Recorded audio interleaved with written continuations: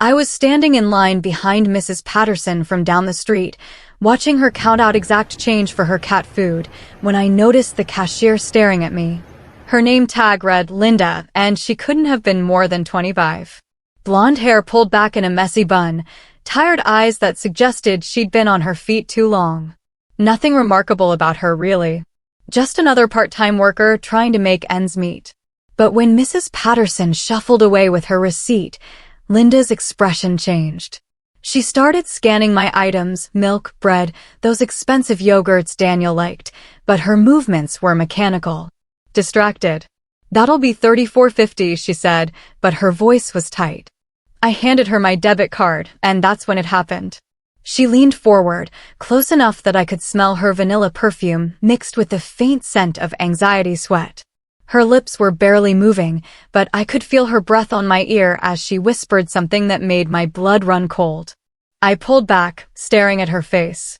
Her eyes darted away immediately, focusing on the receipt printing out. "Thank you, have a good day," she said in that practiced customer service voice, but her hands were shaking as she handed me the slip of paper. "I'm sorry, what did you just?"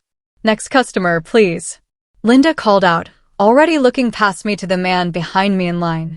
I stood there for a moment, groceries in hand, trying to process what I'd just heard. It couldn't be true. It was impossible. Linda was probably confused, mixing me up with someone else. Maybe she was on medication that made her say strange things. Maybe she was just one of those people who thrived on drama and gossip. But as I walked to my car, that whisper echoed in my head. My hands were trembling as I loaded the groceries into the trunk. I sat in the driver's seat for a full 5 minutes, staring at the steering wheel, trying to convince myself that what she'd said meant nothing. What she'd told me. I didn't want to believe it, but I couldn't shake it. You see, I thought I knew my husband. We've been married for years. We've built a home, shared bills, shared chores, shared quiet mornings over coffee. He's the man who hums under his breath while reading the paper, who forgets his keys on the counter, who makes me feel safe in ways no one else can. And yet, that night, a single whisper made me question everything. What if I didn't know him at all? From that moment forward, I made a decision. I was going to watch him. Quietly. Closely. Until I learned the truth for myself. And what would you do if you were in my shoes? I'd love for you to subscribe to Revenge with Nick. Because this story only gets deeper. My name is Anna Morrison, and until that moment in the grocery store, I thought I knew everything about my life. I'm 30, married to Daniel, 32, for 4 years, and we live in one of those suburban neighborhoods where everyone waves at each other, but nobody really talks. Daniel and I met in college. He was studying computer science. I was majoring in education. He was the quiet one in our friend group, not shy exactly, just thoughtful. The kind of person who listened more than he spoke, who remembered small details about people that others forgot. When he proposed, he did it on a Tuesday morning over coffee because he said he didn't want to wait for a special occasion to start our life together. We're not wealthy, but we're comfortable. Daniel works as an IT manager for a mid-sized company downtown, pulling in about $60,000 a year. I substitute teach when the local schools need me, which brings in maybe $1,500 a month when I'm lucky. We have one car, a 2018 Honda Civic that's reliable but nothing fancy. Our house is a 3-bedroom ranch we bought 5 years ago, and we're still paying the mortgage. Money is something we talk about openly.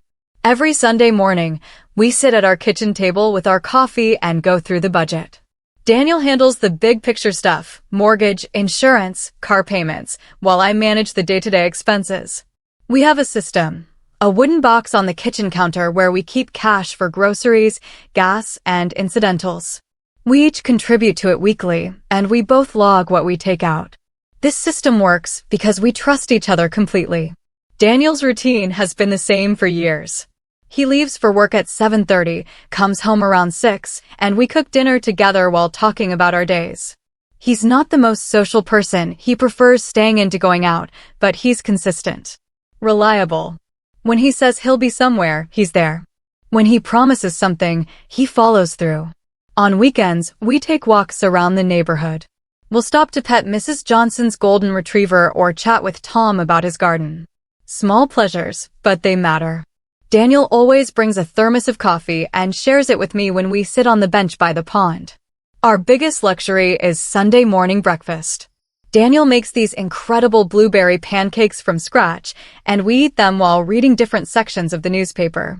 He takes sports and business, I take local news and lifestyle. Then we swap. This is our life. Predictable, maybe, but it's ours. We don't fight about money because we don't hide anything from each other. We don't argue about time because we respect each other's space. We talk about having kids someday, but we're in no rush. Everything feels stable, secure. Which is why Linda's whisper made no sense. I've never been the type to suspect betrayal. I don't check Daniel's phone or interrogate him about his whereabouts. I've never felt the need to. Trust, to me, isn't something you have to work at, it's something that either exists or it doesn't. And with Daniel, it's always existed. But as I drove home from the grocery store that day, something had shifted. Not because I believed what Linda had said, but because the seed of doubt had been planted. And once you start questioning one thing, it becomes impossible not to question everything else. I pulled into our driveway and sat in the car for another few minutes, watching our house. The blue shutters Daniel had painted last spring. The flower boxes I'd planted with petunias. The American flag hanging from the porch that we put up every 4th of July and somehow never remembered to take down. It looked like home. It felt like home. But something Linda had whispered was starting to make me see it differently. The changes started small. So small that if Linda hadn't planted that seed of suspicion, I probably wouldn't have noticed them at all. 3 days after the grocery store incident, Daniel came home 20 minutes later than usual. When I asked about it, he said there'd been some server issues at work that required overtime. Nothing unusual about that. IT problems don't follow a 9-to-5 schedule. But usually, when he had to stay late, he'd text me. This time, he hadn't. Sorry, forgot to message you, he said, loosening his tie. Everything happened so fast.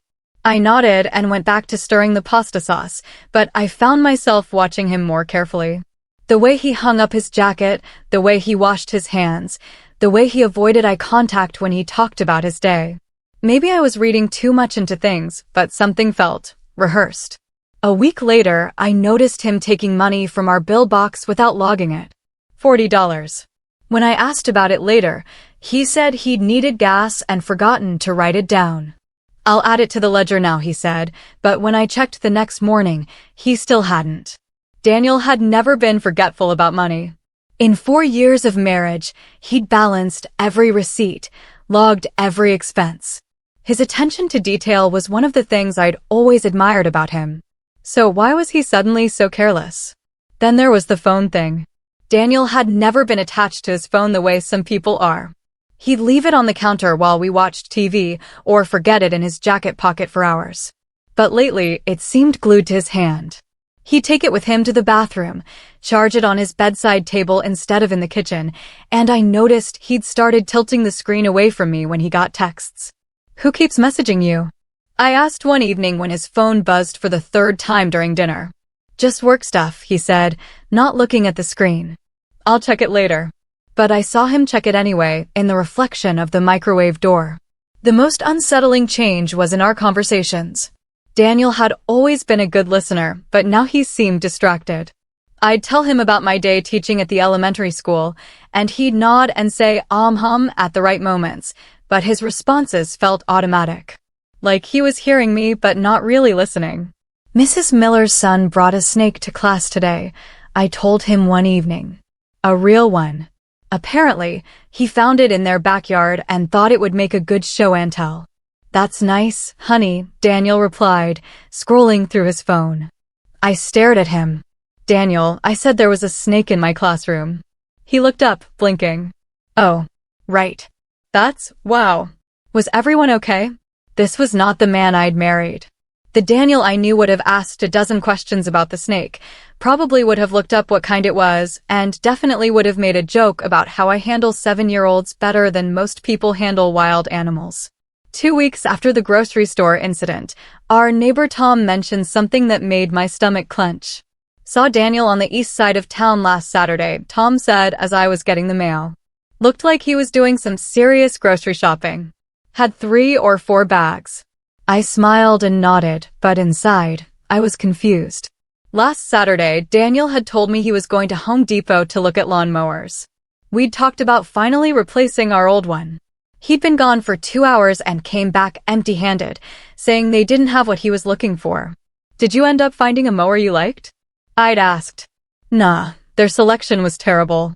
I'll try somewhere else next weekend. But Tom had seen him with grocery bags on the east side of town. There was only one grocery store over there, a more expensive one that we never shopped at because it was out of our way and overpriced. That night, Daniel canceled our dinner plans. We were supposed to try a new Italian place downtown, something we'd been looking forward to all week. But at 5 o'clock, he called to say he had a work emergency. I'm really sorry, Anna. There's a server crash, and I need to stay until we get it fixed. Can we reschedule for tomorrow? Of course, I said, trying to hide my disappointment. I'll just make something here. But when I drove past his office building at 7:30 that evening, I was heading to the pharmacy and it was on the way. The parking lot was nearly empty. Daniel's car wasn't there. I sat in the pharmacy parking lot for 20 minutes, staring at my phone. There had to be an explanation. Maybe he'd gone to a different office building. Maybe the emergency required him to be somewhere else. Maybe I'd missed his car in the dim lighting. But the doubt was growing stronger. Linda's whisper was starting to make sense, and I hated myself for it. Would you confront him now or watch quietly? Comment your choice below. I read every reply on Revenge with Nick. I never thought I'd be the type of wife who searches through her husband's things. It felt like a violation of everything we'd built together. But 3 weeks after Linda's warning, I found myself standing in our bedroom, staring at Daniel's dresser, knowing he wouldn't be home for another hour. My hands were shaking as I opened the top drawer. Socks, underwear, his old college watch that had stopped working years ago. Nothing unusual. The second drawer held t-shirts, neatly folded the way he'd always kept them. Still nothing. But in the third drawer, tucked beneath a stack of sweaters he only wore in winter, I found something that made my breath catch: receipts. A small stack of them, held together with a rubber band. I sat on the edge of our bed and went through them one by one. Whole Foods, the expensive grocery store on the east side of town. $67.43 for organic produce, grass-fed beef, artisanal cheese. Things we never bought because they weren't in our budget. The date was from last Saturday, the same day Tom had seen him with grocery bags. Another receipt, $89.12, same store, different day. Fresh flowers, premium coffee, imported pasta sauce. The date was from 2 weeks ago, a Thursday when he'd said he was working late. A third receipt, $124.88. Salmon, wine, expensive chocolate. That one was from a month ago, a day I clearly remembered because I'd made his favorite meatloaf for dinner and he'd barely touched it, claiming he wasn't hungry. I photographed each receipt with my phone, then carefully put them back exactly where I'd found them. My heart was pounding so hard I could hear it in my ears. That evening, Daniel seemed normal. He asked about my day, helped me make dinner, laughed at a stupid joke I told him about one of my students. But now I was analyzing everything. The way he seasoned his food, had he always added that much pepper? The way he checked his phone during commercial breaks, was that new, or had I just not noticed before? How was your day?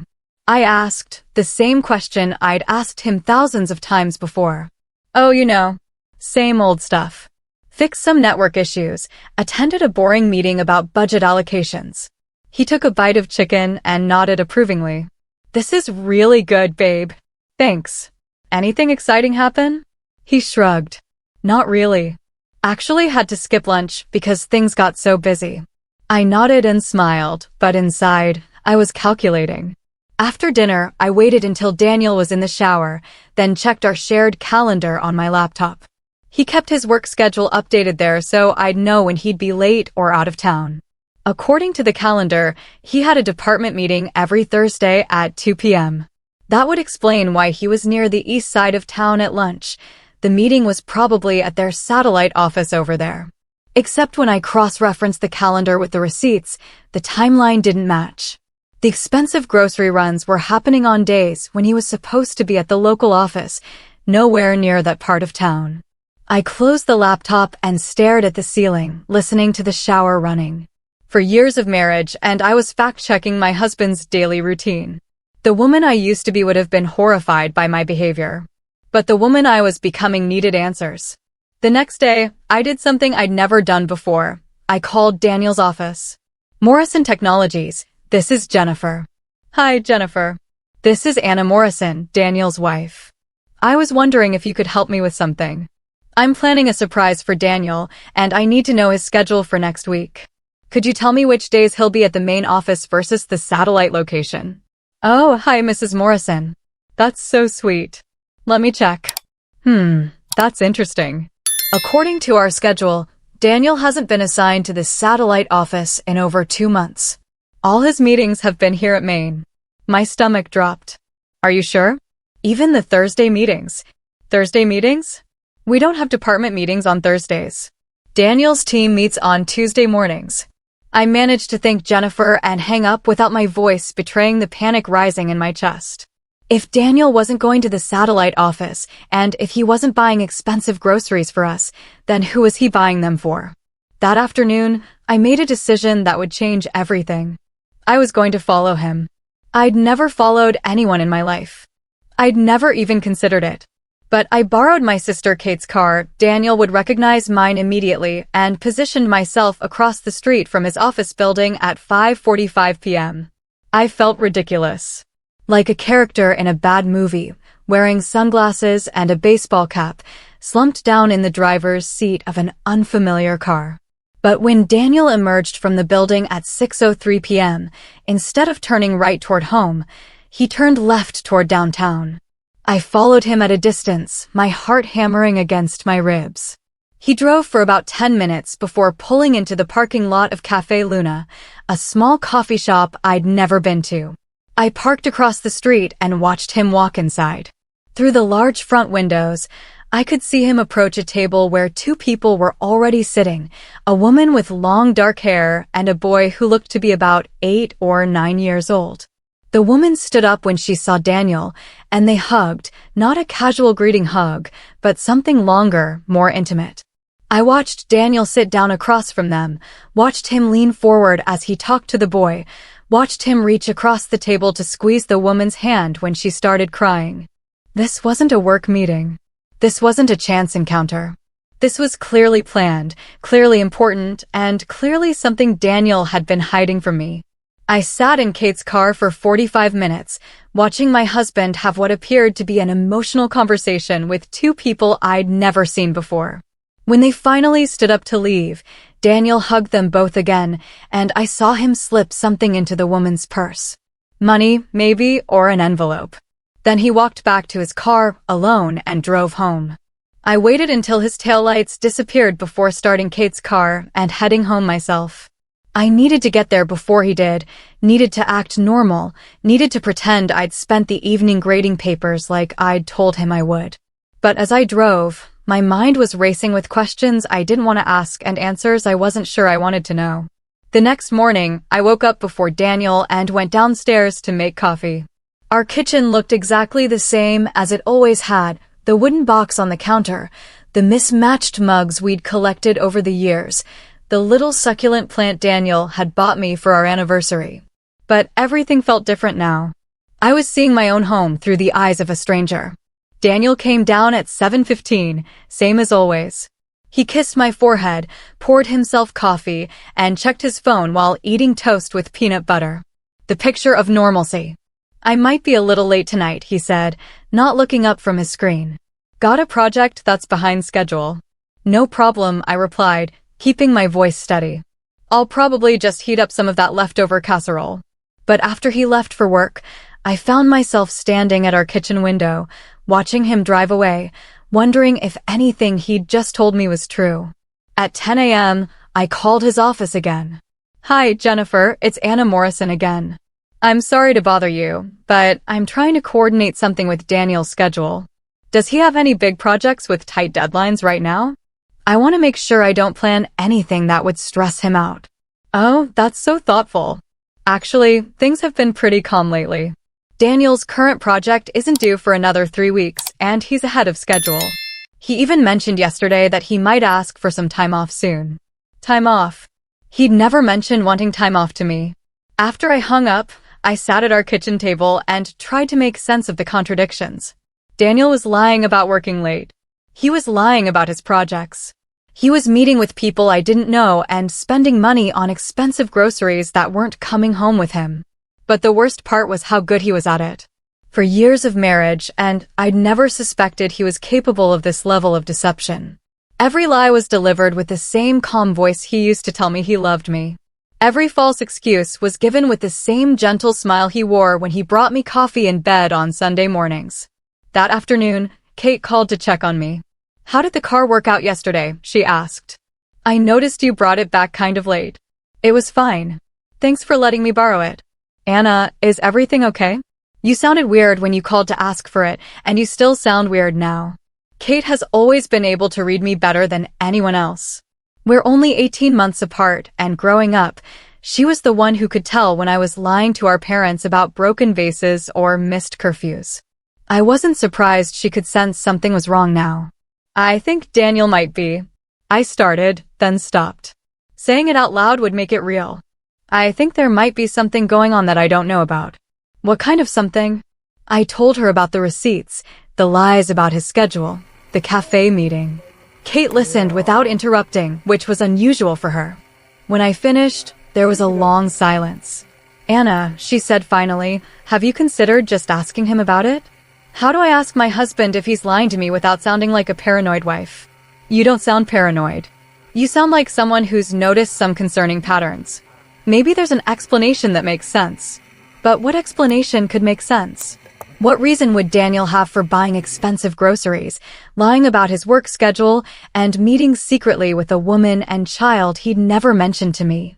That evening, Daniel came home at exactly the time he'd predicted, 7:45 p.m. He apologized for being late, kissed me hello, and asked if I needed help with dinner. Everything perfectly normal, except for the faint smell of perfume on his shirt collar. Not my perfume. Something floral and light that I didn't recognize. "How did your project go?" I asked as we sat down to eat. Good. We're making progress. Should have it wrapped up by next week." Another lie. Jennifer had said the project wasn't due for 3 weeks and that he was ahead of schedule. "That's great. What kind of project is it again?" Daniel paused with his fork halfway to his mouth. "Just database optimization stuff. Pretty boring technical things. You know how it is." I did know how it was. In 4 years of marriage, Daniel had explained dozens of his work projects to me. He was good at breaking down complex technical concepts into terms I could understand, and he usually seemed excited to share what he was working on. But this time, his explanation was vague and dismissive, like he was trying to end the conversation rather than engage in it. After dinner, while Daniel was watching the news, I excused myself to use the bathroom and instead slipped into our bedroom to check his dresser again.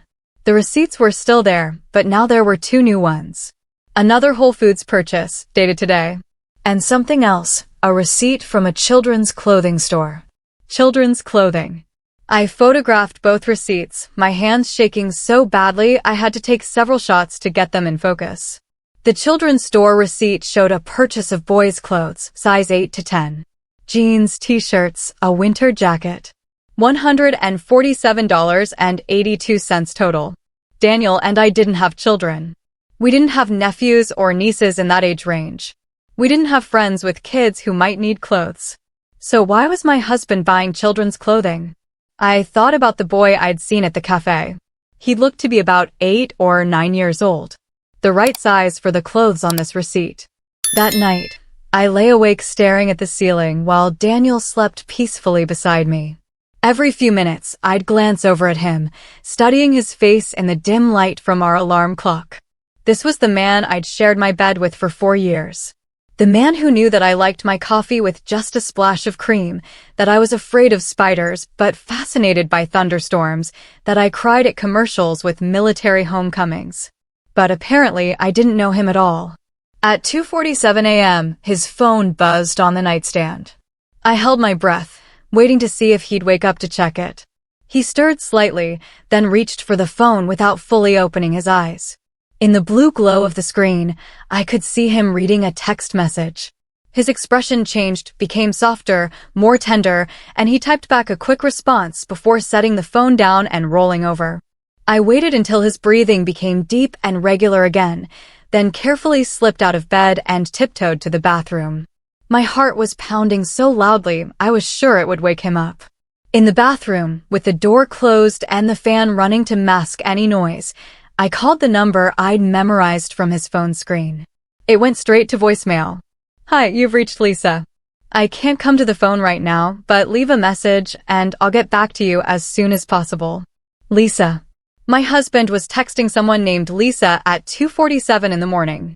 If your guts ever saved you, hit like. It helps other people find this story on Revenge with Nick. Friday morning arrived gray and drizzling, the kind of weather that makes everything feel heavy and uncertain. Daniel left for work at his usual time, but not before checking his phone 3 times during breakfast. Each time he thought I wasn't looking. "I'll probably be late again tonight," he said, kissing the top of my head as I pretended to read the newspaper. "This project is really ramping up."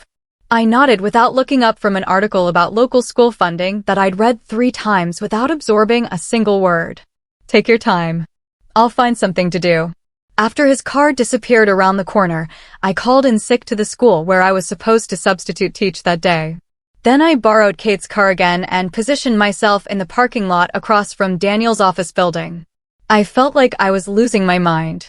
Rational, trusting Anna Morrison was sitting in a borrowed car, wearing sunglasses and a baseball cap, preparing to follow her husband like some kind of private investigator.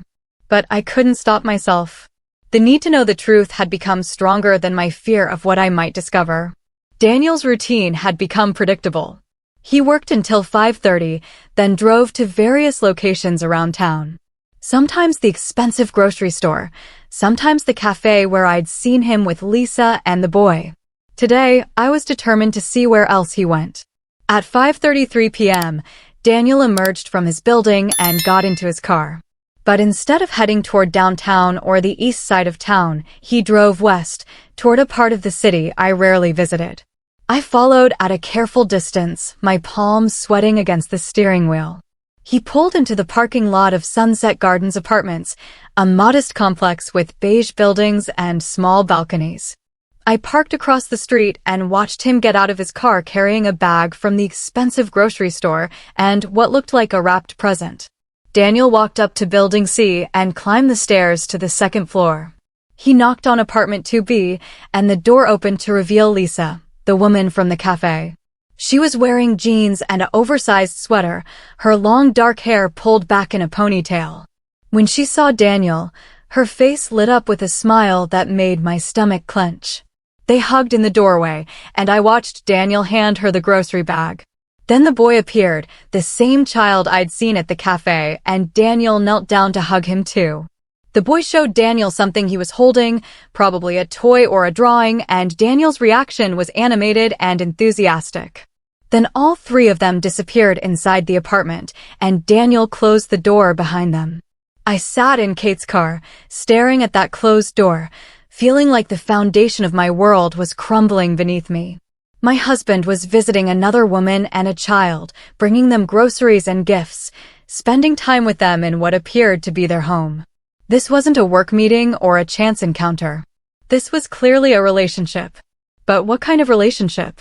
The possibilities raced through my mind, each one worse than the last. Was Daniel having an affair with Lisa? Was the boy his son from a previous relationship he'd never told me about? Had he been living a double life for our entire marriage? I waited in the car for 2 hours, watching that apartment building, trying to understand what I was seeing. Other residents came and went, an elderly man walking a small dog, a young couple carrying laundry baskets, a teenager on a skateboard.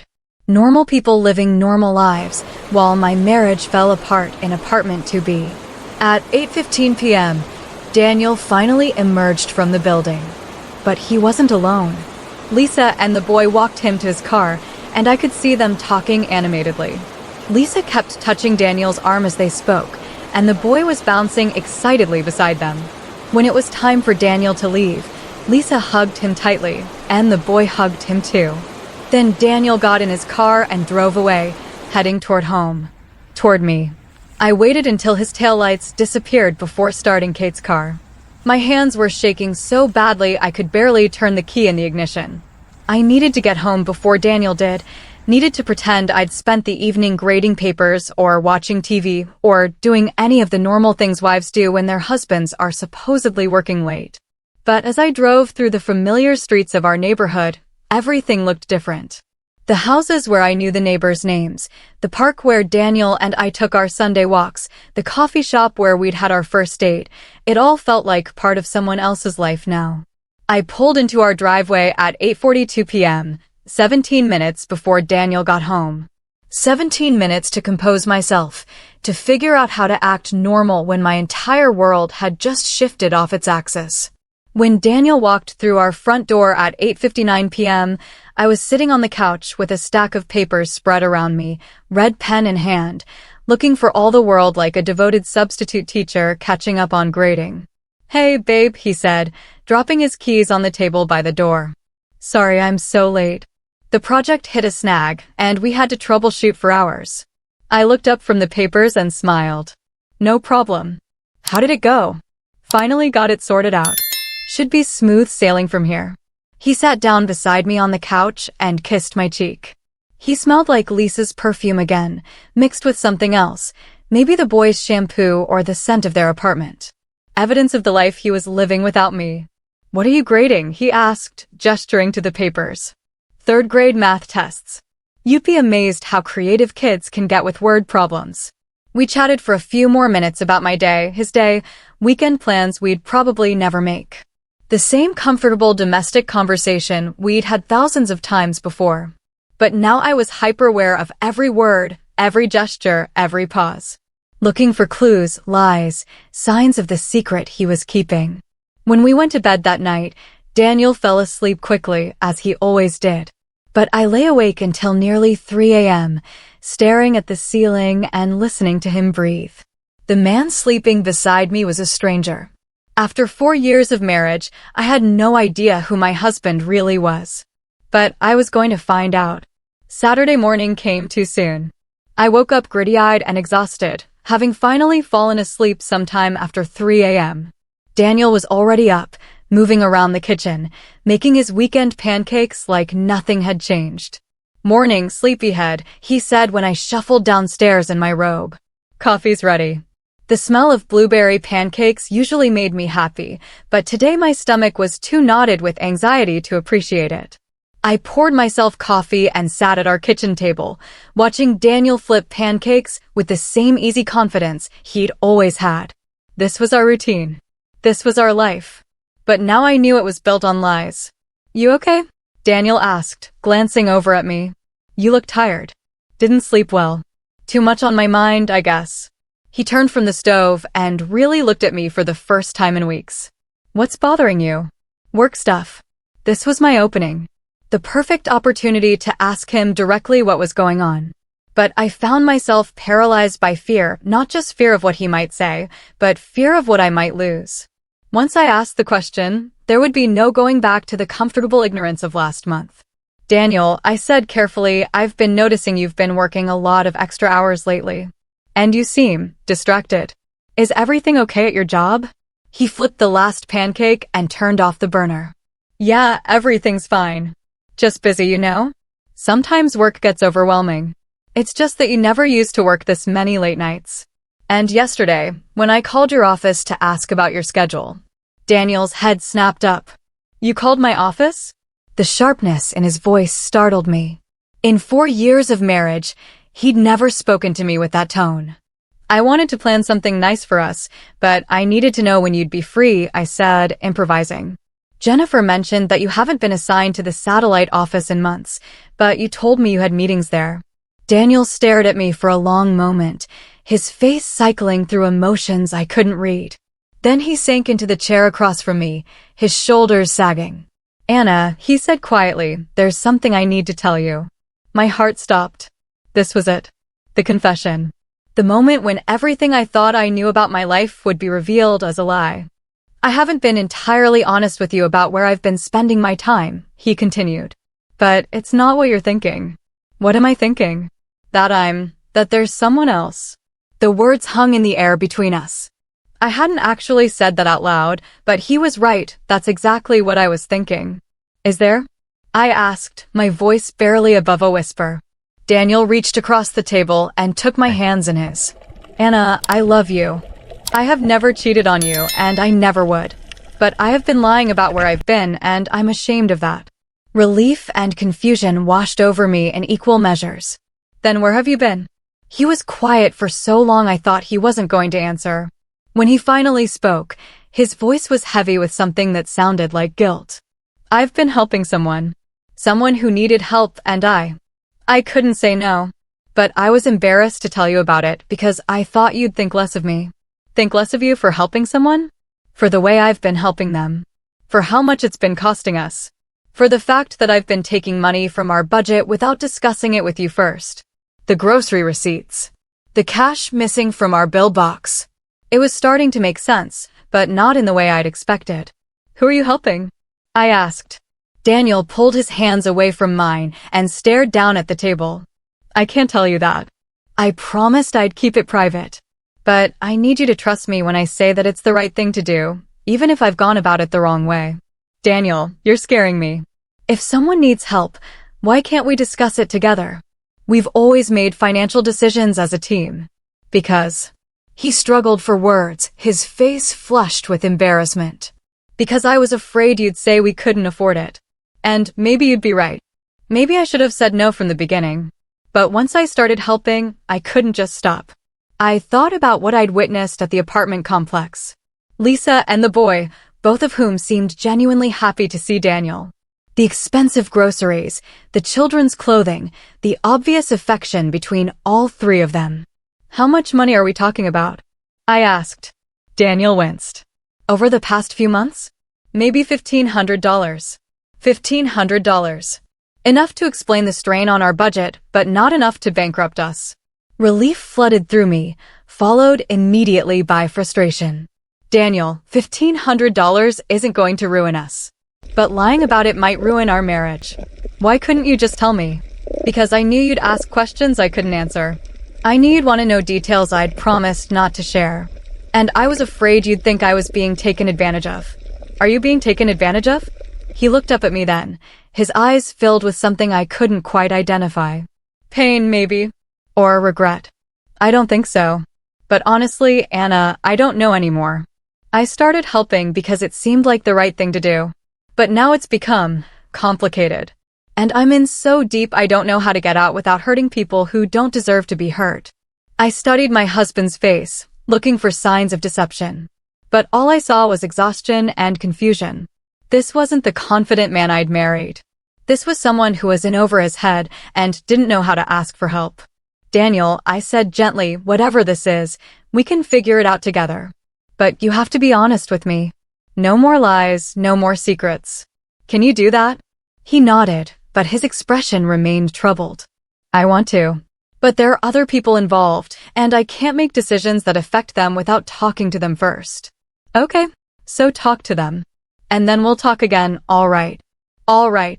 But as we sat there in our kitchen, surrounded by the debris of our weekend pancake tradition, I knew that whatever Daniel told me next would change everything.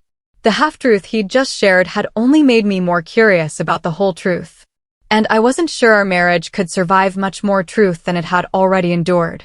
This was almost a train wreck. Share this video so others can see how secrets destroy trust. And while at it, do not forget to subscribe to Revenge with Nick. Sunday passed in tense politeness. Daniel spent most of the day on his phone, having quiet conversations in our backyard or stepping out to the garage when he thought I couldn't hear.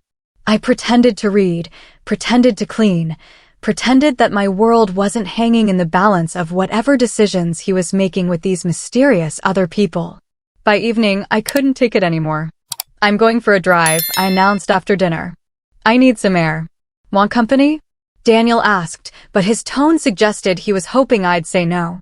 I'm good. I'll be back in an hour or so. I borrowed Kate's car again and drove straight to Sunset Gardens Apartments. I didn't have a plan exactly. I just knew I couldn't sit in my house any longer, wondering and waiting while Daniel figured out how much truth he was willing to share with his own wife. I parked across from Building C and stared up at apartment 2B. The lights were on, and I could see shadows moving behind the curtains. Daniel's car wasn't in the parking lot, but I decided to wait anyway. Maybe he was coming. Maybe he wasn't.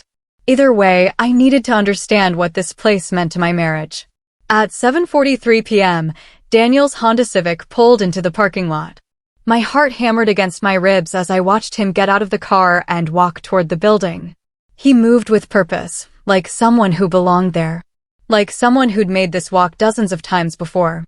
Before I could lose my nerve, I got out of Kate's car and followed him. Daniel. He spun around, his face cycling rapidly through surprise, panic, and resignation. Anna. What are you? How did you? I followed you, I said, crossing the parking lot toward him. I'm sorry, but I had to know. I had to see for myself what's been taking up so much of your time and energy and our money. Daniel closed his eyes and took a deep breath. When he opened them again, he looked older than he had that morning. Anna, please. Let me explain before you. No more explanations, I said, surprised by the firmness in my own voice. I'm done with partial truths and vague promises. I want to know who lives in apartment 2B, and I want to know right now. We stood there in the parking lot, staring at each other. Finally, Daniel nodded. Okay, he said. But can we go upstairs? There are people you need to meet. My stomach clenched. People? My sister and her son. The words hit me like a physical blow. Your sister? Daniel, you don't have a sister. I do, he said quietly. I have a half-sister. Her name is Lisa, and she's 34 years old, and I've been helping her because she had nowhere else to turn. I stared at him, trying to process what he was saying. In 4 years of marriage, Daniel had never mentioned having a sister. His parents had died in a car accident when he was in college. I'd been to their graves, had comforted him on the anniversaries of their deaths. He'd told me he was an only child, had said it was one of the reasons he wanted to have kids someday. That's impossible, I said. Your parents only had one child. You told me that yourself. My father had another child, Daniel said. With another woman. Before he married my mother. I didn't know about Lisa until 6 months ago. The parking lot seemed to tilt around me. 6 months ago? Her mother died. Cancer. Lisa was going through her things and found some old letters from my father. She tracked me down through social media and... Anna, she's family. She's my family, and she had nobody. I thought about the woman I'd seen at the cafe and at this apartment building. Dark hair, kind face, the same gentle way of moving that Daniel had. Now that he'd said it, I could see the resemblance. Why didn't you tell me? I asked. Because I didn't know how. How do you tell your wife that everything you thought you knew about your family was wrong? How do you explain that your father, the man you've spent years idealizing because he died too young, had a secret family? Daniel's voice was thick with emotion, and I could see tears forming in his eyes. Lisa was 18 when her mother died.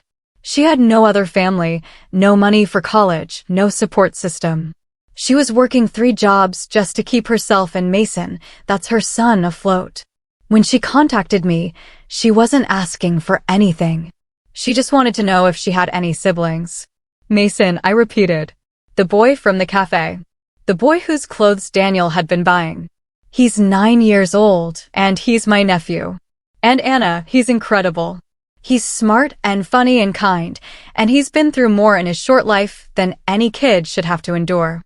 I felt tears stinging my own eyes now. This wasn't the betrayal I'd been imagining. This was something else entirely. Can I meet them? I asked. Daniel's face flooded with relief. They're upstairs right now. Lisa's been nervous about meeting you. She feels terrible about the strain this has put on our marriage. She's offered to move away, to cut contact, but Anna, I can't do that. I can't abandon the only family I have left. We walked up the stairs to apartment 2B in silence. Daniel knocked softly, and the door opened to reveal Lisa, the woman I'd been thinking of as the other woman for weeks. Anna, she said, and her voice was trembling. I'm so sorry. I'm so sorry. Before I could respond, she pulled me into a hug.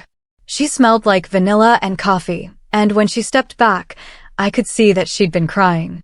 "I never wanted to cause problems in your marriage," she said. "When I first contacted Daniel, I had no idea he hadn't told you about me. By the time I realized he was keeping me a secret, we were all so attached to each other that I didn't know how to fix it." "Mom, is this Aunt Anna?" A boy appeared beside Lisa. Mason, I assumed. He had Daniel's eyes and Lisa's dark hair, and he was looking at me with curious excitement. "Yes," Lisa said, wiping her eyes. "Mason, this is your Uncle Daniel's wife." "Are you really my aunt?" Mason asked, and the hopefulness in his voice broke my heart. Yes, I said, kneeling down to his level. "I guess I am." For the next 2 hours, I sat in Lisa's small but tidy apartment and learned about the family I'd never known existed. Lisa showed me photos of her mother, letters from Daniel's father, medical records that proved what Daniel had told me was true. She told me about Mason's father, who'd left when Mason was 2 years old. She told me about the minimum wage jobs she worked to keep them housed and fed, and the constant fear that it would never be enough. "Daniel has been a godsend," she said, glancing at my husband with obvious affection. "Not just because of the money, though that's helped more than I can say. But Mason has never had a male role model before. Watching them together, it's beautiful." I looked over at Daniel, who was sitting on the floor with Mason, helping him with a Lego set. The concentration on both their faces, the easy way they communicated, the obvious love between them, it was beautiful. And it was real. "Why didn't you tell me about them?" I asked Daniel later as we stood on Lisa's balcony while she put Mason to bed. "Because I was afraid," he said simply. "Afraid you'd think I was being foolish with our money. Afraid you'd resent having to share me with people you'd never chosen to be part of your life. Afraid that if I told you the truth about my father, you'd see me differently." "Daniel, your father made a mistake. That doesn't change who you are, doesn't it?" For 32 years, I thought I knew my family history. I thought my parents had this perfect love story, college sweethearts who got married and had one child and lived happily until they died. Finding out that my father had another daughter, that he'd essentially abandoned her and her mother, it made me question everything I thought I knew about myself. I took his hand and squeezed it.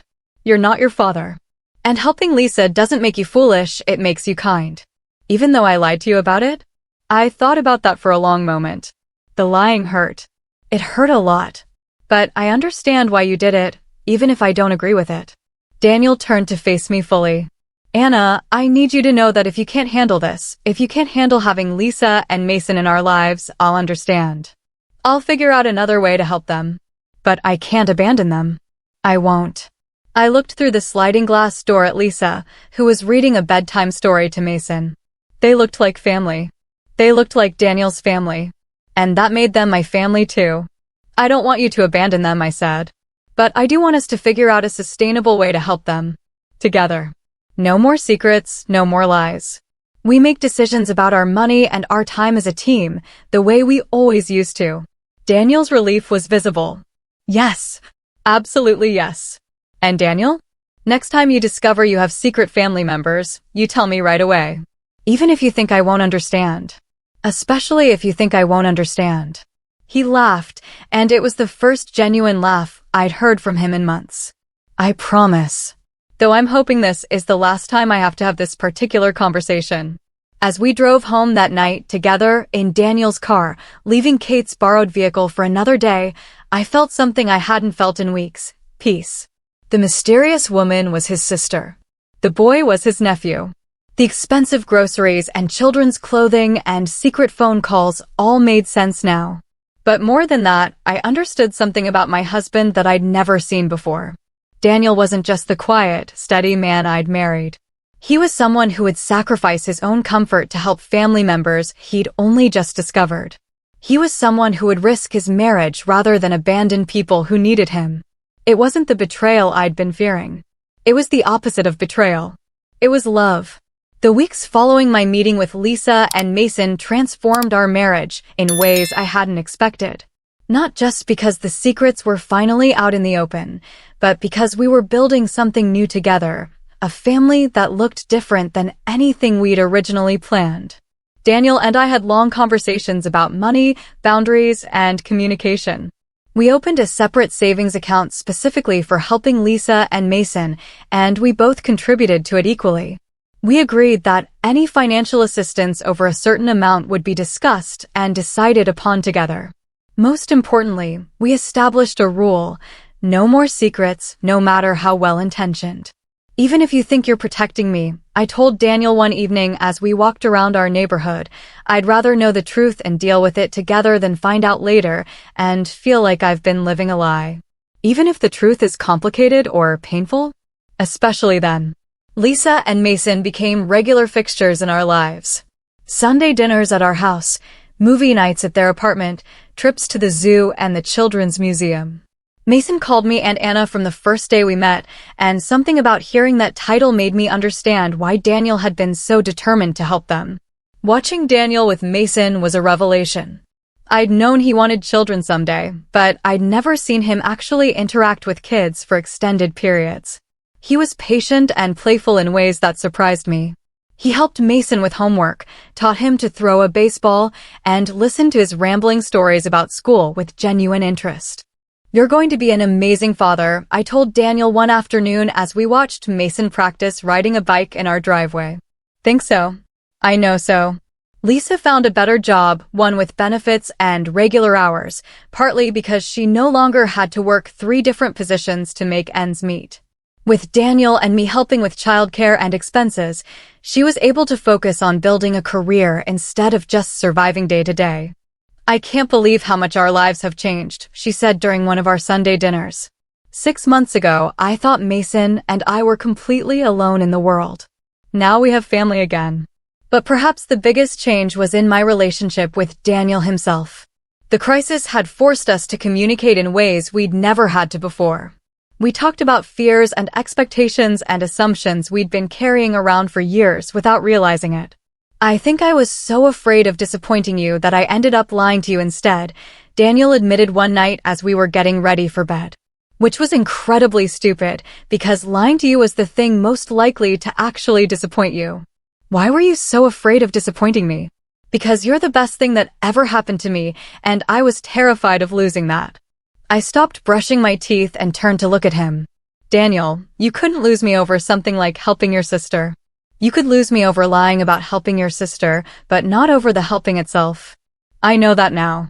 But at the time, I was so overwhelmed by everything, finding out about Lisa, learning about my father's secret, trying to figure out how to help without disrupting our life, that I couldn't think clearly." 3 months after the truth came out, Lisa asked if she and Mason could spend Christmas with us. It was the first Christmas either of them would have with extended family since Lisa's mother died. "Of course," I said immediately. "But fair warning, my sister Kate is coming too, and she asks a lot of personal questions." "I don't mind," Lisa laughed. "After going most of my life without family, I'm looking forward to personal questions." Christmas morning was chaotic in the best possible way. Mason was up at 6 a.m., excited about the presents under the tree. Kate interrogated Lisa about her job, her dating life, and her plans for Mason's education. Daniel made his famous blueberry pancakes for everyone, and we all ate too much and laughed too loud and took dozens of photos. Later, as I was cleaning up wrapping paper and Kate was helping Lisa organize Mason's new toys, Daniel pulled me aside. "Thank you," he said. "For what?" "For giving me a chance to explain. For not walking away when you found out I'd been lying. For welcoming Lisa and Mason into our family. For making this the best Christmas I've had since my parents died." I kissed him, tasting coffee and maple syrup and contentment. "Thank you for trusting me with the truth, even when it was hard." "Always," he said. "From now on, always." Looking back, I realized that Linda's whisper at the grocery store was both the worst and best thing that could have happened to our marriage. Worst because it forced me to confront the possibility that my husband was betraying me. Best because it ultimately led us to a deeper level of honesty and trust than we'd ever had before. I never did find out exactly what Linda had whispered to me that day. But whatever she'd seen or heard or suspected had been enough to plant the seed of doubt that eventually bloomed into the truth. And the truth, it turned out, was better than any lie. As I sit here writing this, it's been 8 months since that day at the grocery store that changed everything. Mason is in 4th grade now, thriving in school and sports and making friends in ways that wouldn't have been possible when Lisa was working 3 jobs and constantly stressed about money. Lisa has been promoted at her new job and is talking about going back to school for her degree. Daniel and I are trying to get pregnant, officially now, instead of just someday, and Mason is excited about the possibility of having a cousin. But the most important change is in how Daniel and I communicate with each other. We talk about everything now: worries, hopes, family finances, work stress, random thoughts that occur to us during the day. We've learned that secrets, even well-intentioned ones, create distance between people who love each other. I think about Linda sometimes, the grocery store cashier who started this whole chain of events. I never did go back to ask her what she'd seen or why she'd felt compelled to warn me. But I'm grateful she did. Not because my husband was betraying me, but because her warning forced us to examine our marriage and realize that we could do better. We could be more honest. We could trust each other more completely. We could face difficulties together instead of trying to shield each other from hard truths. The day I thought I was going to discover that my husband was having an affair, I actually discovered that he was the kind of man who would sacrifice his own comfort to help family members he'd just met. I learned that he was capable of keeping secrets, yes, but only when he thought he was protecting people he loved. Sometimes betrayal isn't what you think it is. Sometimes the suspicious behavior you're noticing has an explanation that makes perfect sense once you understand the whole story. Sometimes the secret your spouse is keeping isn't about hiding something from you, it's about protecting something precious until they figure out how to share it with you. But here's what I learned that's even more important: communication and honesty are the only way forward in any relationship that matters. Trust isn't something you either have or don't have, it's something you build, day by day, conversation by conversation, truth by truth. If I hadn't followed my instincts that day, if I hadn't been brave enough to ask the hard questions and demand real answers, Daniel might have continued carrying the burden of his secret family alone. Lisa and Mason might not have gotten the help they needed. Our marriage might have slowly deteriorated under the weight of all those small lies and half-truths. Instead, we have something stronger now. We have a marriage built on complete honesty, a family that includes people we never expected to love, and the knowledge that we can survive difficult truths together. The best part is that Mason has started calling us his bonus family. Not his real family. Lisa will always be his mom, and his father, wherever he is, will always be his dad. But his bonus family, the people who showed up when he needed them and chose to love him just because. I like that. Daniel and I may not have children of our own yet, but we have a bonus son who thinks we hung the moon. We have a bonus sister who's become one of my closest friends. We have a bonus family that we never could have planned for but can't imagine living without. And it all started with a whisper in a grocery store from a stranger who saw something that didn't look right and decided to speak up. Sometimes the most important conversations are the ones we're afraid to have. Sometimes the most beautiful families are the ones we never saw coming. If this touched you, subscribe and turn on notifications for more real stories on Revenge with Nick, and please like and share. Sometimes the truth isn't what we expect, but it's always worth fighting for.